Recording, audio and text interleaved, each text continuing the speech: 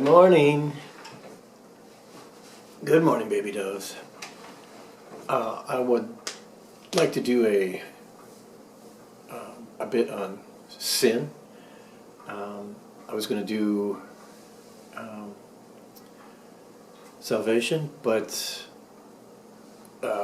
yeah, I need to do this part first. Now, I'm working from 26 pages of notes here, so I'll be scrolling a lot and hoping to fit this into 5 minutes.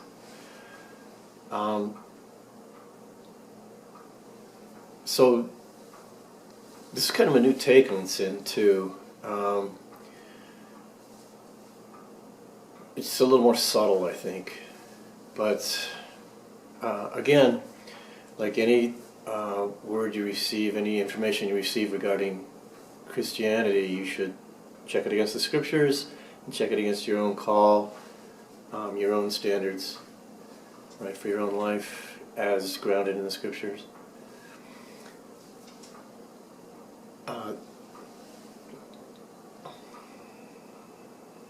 Okay, so sin is pervasive, not just in our environment, which is broken because of original sin, but also, of course, in ourselves, every aspect of ourselves, in our relationships to ourselves, our relationships to our close acquaintances, the people we love, our families, to our social environment, just working outwards. And so a lot of my thinking comes out of a systems science perspective, which is just, system is just a mechanism where information feeds into the mechanism, something happens, and then something is produced by the mechanism. Now, the mechanism can also feed back and provide its own information for that product without an external perturbance, or it can also receive an external perturbation and then not produce something, just update its internal structure, or the internal structure can just update itself without any outside influence and without producing anything. And then all these mechanisms are networked. They're all connected across the universe. Every little phenomenon is attached to everything else. So that's systems in a nutshell. And so it makes it easy to talk about something like, for example, a machine as a mechanism, right? And things that can go wrong in a machine that may not originally sound like that has anything to do with, for example, the ecosystem, or, for example, interpersonal relationships, or like family dynamics. But in a metaphorical sense, they do. Because they're both systems. It's all systemic. So we're going to start with some mechanical imperfections that are associated with machines. It's like, for example, I have like 20 of these. I'm going to give you like 3. Slack, right? Slack is when the system, there's play like this. And yeah, when you're talking to somebody, at whatever level of intimacy, there is slack in that system, right? And that is an imperfection. Now, right away you say, Jesus didn't die on the cross to reduce the slack in machines. And I would argue that in heaven there is no slack in the machines. And so we have noise, friction, inertia, latency, vibration, okay? And at least 10 more. And these imperfections have impact on the performance and reliability of a machine. These imperfections, if by analogy you apply them to your relationship with yourself, your relationship with God, there is going to be an impact on the performance and the reliability of that relationship. So this is a kind of starting point. Like I said, I have a more subtle picture of sin. So now let's talk about the types of systems. And this is not going to be complete, but there are mechanical systems, as we just described, biological systems, ecological systems, meaning complex biological systems, social systems, economic, political, and then again, at least 10 more, psychosocial systems. The church is a system. Now, this emphasis on systems, right? What's this got to do with the Holy Spirit? Well, my my entry into that is the logos. The logos is organized, and the logos is creative. And when a system is perturbed and produces an output, that's creative, right? And that whole system is clearly organized. And that is not that is a secular model, but it doesn't have to remain a secular model. By no means, there's no, later when we talk about the logos in detail, there's no incompatibility there. That is very easily seen as a spiritual phenomenon, a spiritual construct. Okay, so those are types of systems. So what I'm getting at here is there are lots of ways things go wrong, and those types of imperfection can be applied across everything, right? At least in our understanding of our universe. I'm not talking about in heaven. Okay, and then I have a list of additional ones here, like traffic congestion, resource depletion, patient adherence. So, for example, if your doctor says take this medication and then you don't, then you're not adhering to your prescription. And saying you're going to do something and not doing it, that's pervasive throughout every kind of human interaction you can think of. And I don't even want to get started on the number of times I've told God I was going to do something and then did not do it. Okay, so it's not just, Cain picking up a rock and destroying his brother. That kind of overtly heinous criminal behavior is clearly sinful, but there's much more subtle and pervasive forms. So, like, for example, in ecosystems, there's a thing called predator-prey, which, lions eat zebras, right? And there are lots of different kinds of predators and lots of different kinds of prey and lots of different kinds of predation. And predation among animals, right, is not a sin. Animals don't know any better. They do what they do. I don't know, maybe it is. Maybe the environment is broken, and the lamb and the lion lay down together. Right? That's an absence of predation. And the lamb and the lion will again lie down together. Again, an absence of predation. So maybe, predator-prey relationships, which are fundamental to our ecosystem, right? Fundamental to the earth system that supports us as physical beings, maybe that's an indicator that basic system is askew. There's ambush predation, stalking, pursuit or chase, pack hunting, ambush predation from above, venom, mimicry and deception, trap setting, tool use. Okay, so this may or may not, these animal behaviors may or may not be indicative of an ecosystem that is broken, as a result of our original sin. So we can discount that for the moment. Think of the times in social interactions among humans where, by analogy, one has witnessed parasitism, or been involved in parasitism, or trap setting, or mimicry and deception, right? These predatory practices are normative in our society.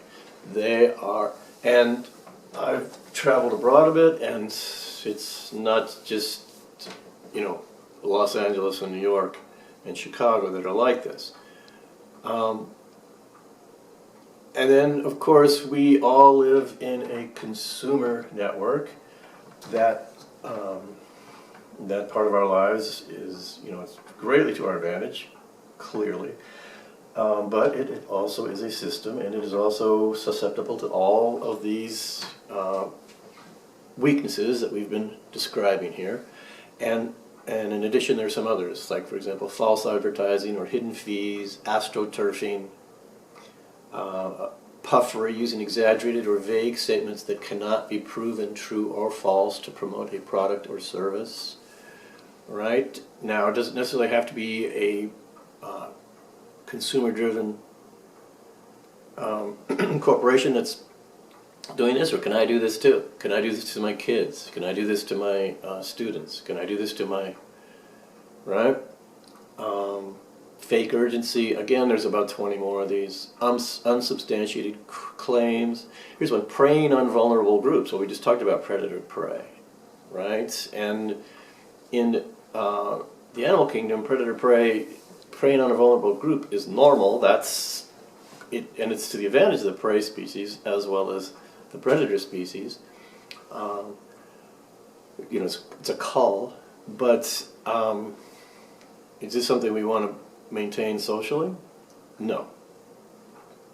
Okay, so that goes on. And then here we have intimate partner relationships and some of the forms of toxic interrelations here, like gaslighting, love bombing, the silent treatment, emotional blackmail, and maybe 10 more. Double standards. These behaviors are toxic and can lead to significant emotional harm for both partners. Okay, then we have socially normal. So these are social sins that are normalized, at least in the West. Workaholism, perfectionism, consumerism, social comparison, and maybe half a dozen others. Environmental disconnect. Okay, then let's, and again, did Jesus die on the cross for, sleep deprivation? Did he come to heal that? Well, I would argue that there won't be any sleep deprivation in heaven, and that being deprived of sleep is not necessarily a sin I'm committing, although I can commit the sin of, abusing my body in that way by purposefully skipping sleep. But if my environment is pressuring me so that I am, more or less forced into a lifestyle that is highly stressful and deprives me and results in sleep deprivation, again, I don't see why the work on the cross can't be extended. You can certainly pray for that, right? You can certainly pray for, God to work to reduce the toxicity of one's economic environment, social environment, and provides, restful sleep for all of us. Okay, sinful behavior found in churches. Now, I would argue that Christ did definitely,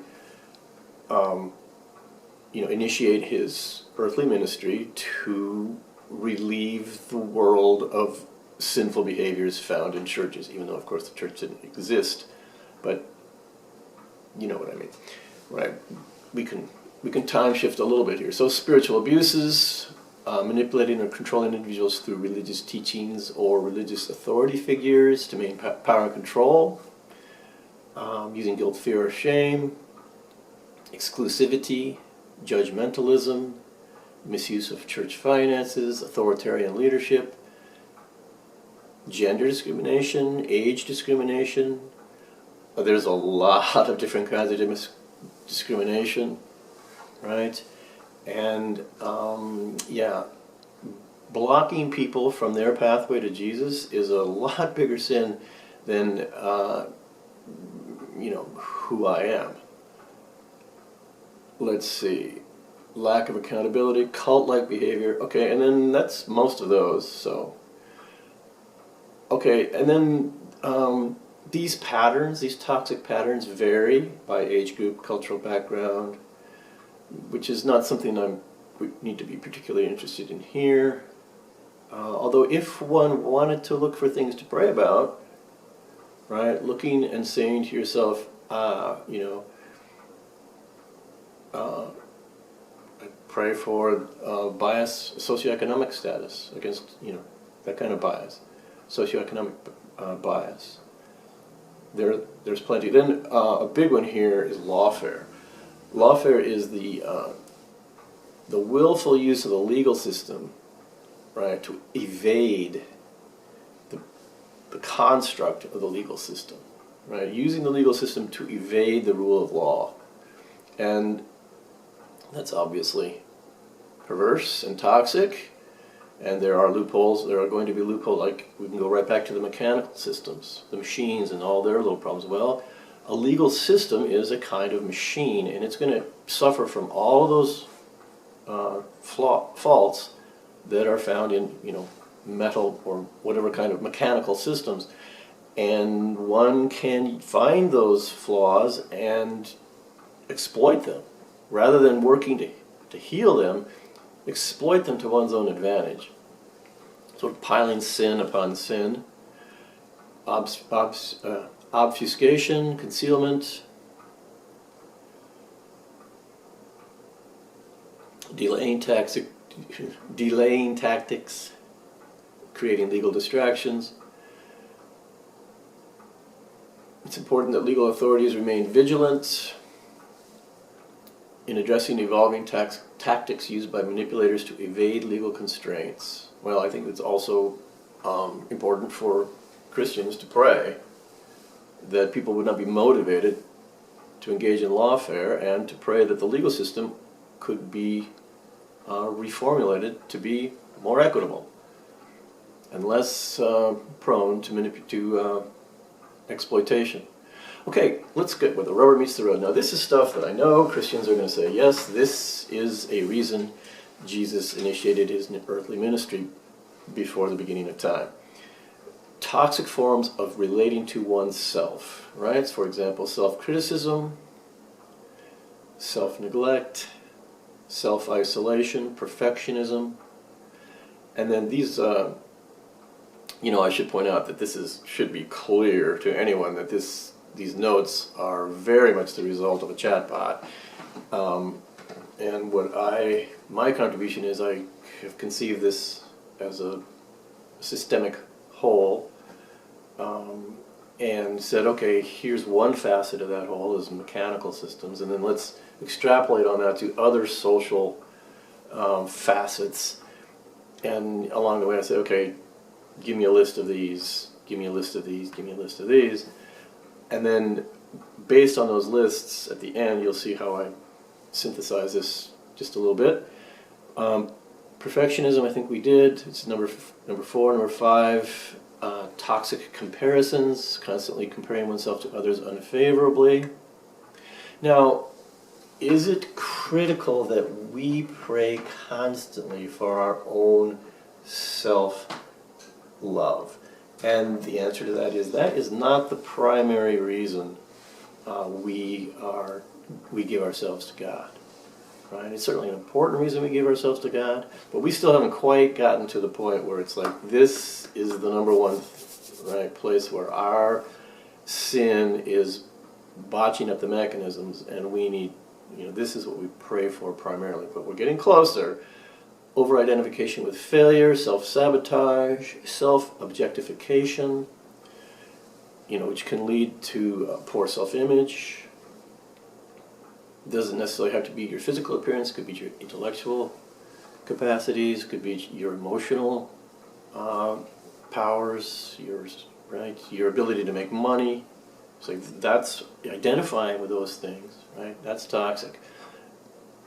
You're essentially depending on external approval. Okay, internalized negative narratives.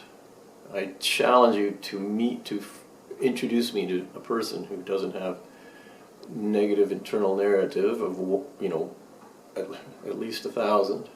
I do exaggerate. Self-punishment. Okay, and then there are 12 of those total. All right, now we're scrolling down here to toxic forms of relating to God. Okay, so we've sort of started with a very general, and we're becoming a little more and more focused towards, what's the Passion of Christ is really all about. The Passion of Christ is really all about eliminating the sin that's a barrier between ourselves, our spirits, and the Spirit of God. Okay, and so here are some of those toxic forms of relating to God, and these are things you should definitely be praying about. You don't have to pray with the specific words, obviously. We can pray, we'll have a thing on prayer later. So transactional faith. Transactional faith is, I will pray to you and praise you and recognize you as God, and what's in it for me? all right, I'm going to get these things out of that. And you will get things out of that, but look to the scriptures for what those things will be. You should not be looking on Amazon or at the car dealerships or the real estate ads or the dating apps for what those things are going to be.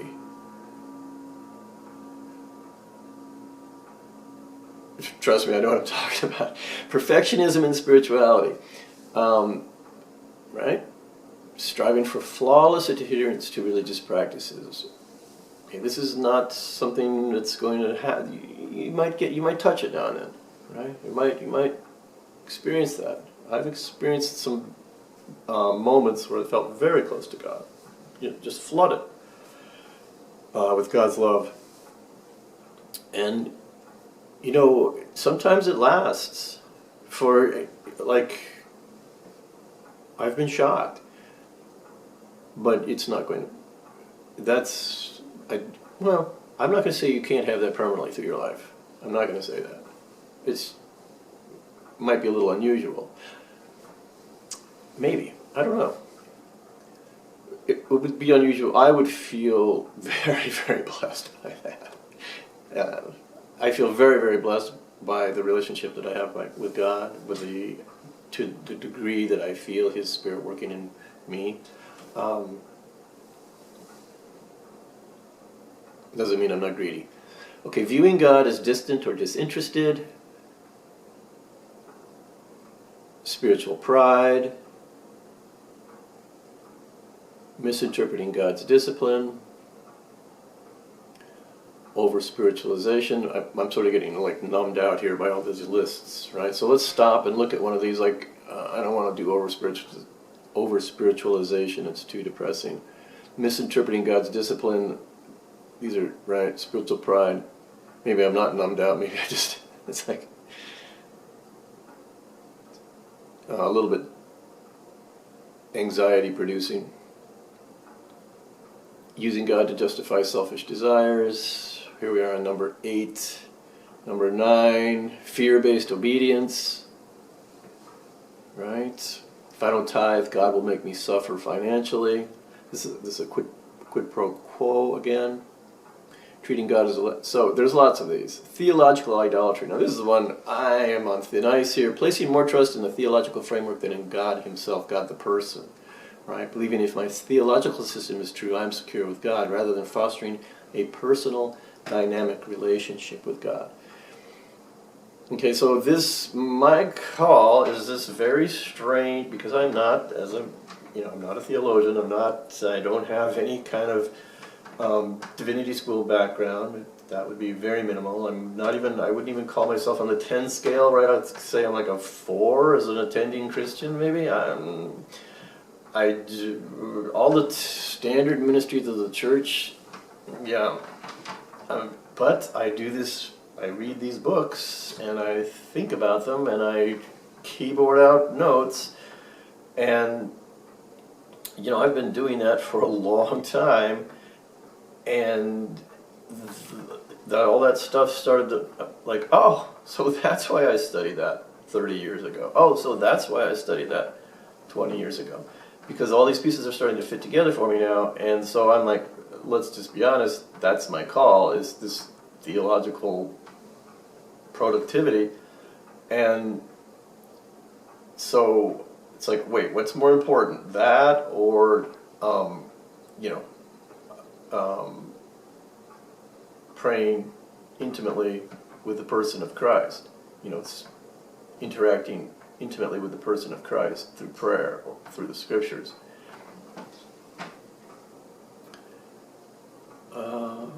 And there's a couple more here. Okay? Now, you're thinking, dude, you're setting a really, really high bar here. These are very subtle. These are normative. It's like telling a fish, you can't drink water, right? And the fish is like, what do you want me to do? Right? We are immersed in this. And, I think that's the whole point, right? That's the whole point of the gospel.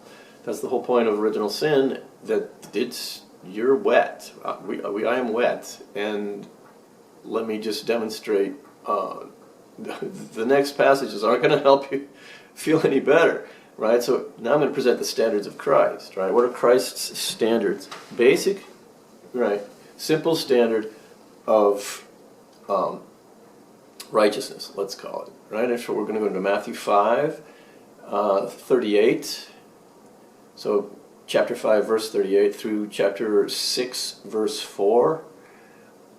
And I'll just read it. It's like a half a page here.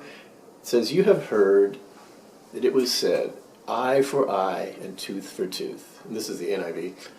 "But I tell you, do not resist an evil person. If anyone slaps you on the right cheek, turn to them the other cheek also."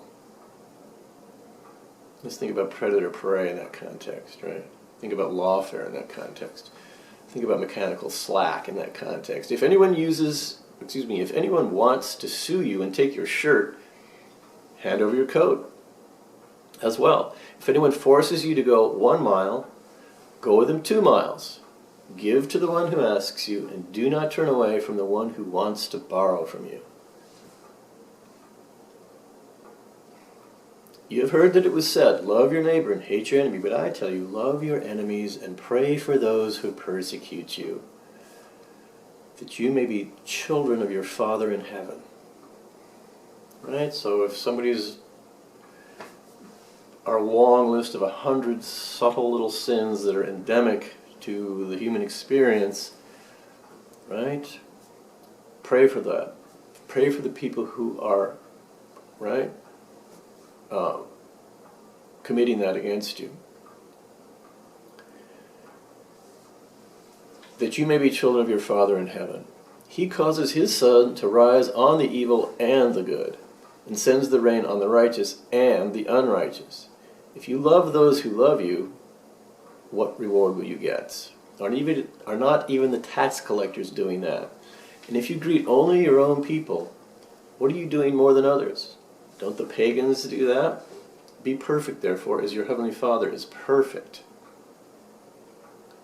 Be careful not to practice your righteousness in front of others, to be seen by them. If you do, you will have no reward from your Father in heaven." Excuse me.